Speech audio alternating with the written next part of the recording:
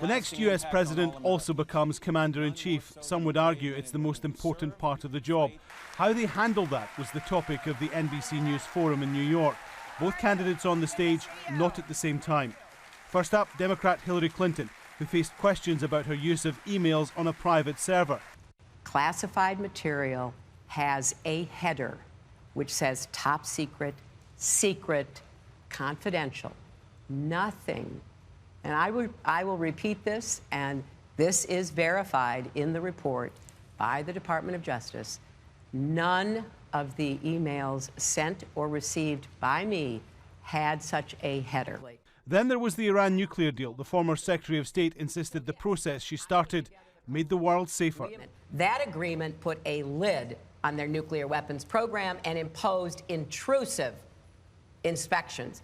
I have said we are going to enforce it to the letter. In what was a restricted format of just 30 minutes for each candidate, Donald Trump came next. He was asked how his business career prepared him to be commander-in-chief.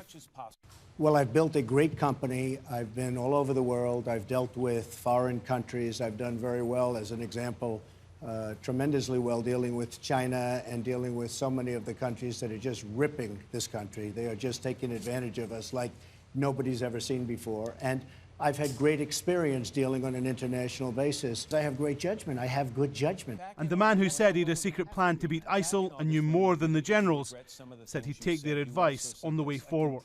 I have a plan, but I don't want to, look, I have a very substantial chance of winning. Make America great again. We're going to make America great again. I have a substantial chance of winning. If I win, I don't want to broadcast to the enemy exactly what my plan is. And let me tell you, if I like maybe a combination of my plan and the general's plan, or the general's plan, if I like their plan, Matt, I'm not going to call you up and say, Matt, we have a great plan. This is what Obama does. The forum didn't allow either candidate to really go into detail. It tried to cover a lot of ground in a short space of time.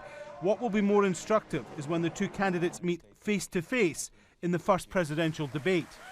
And that's just over 2 weeks away. Alan Fisher, Al Jazeera, Washington.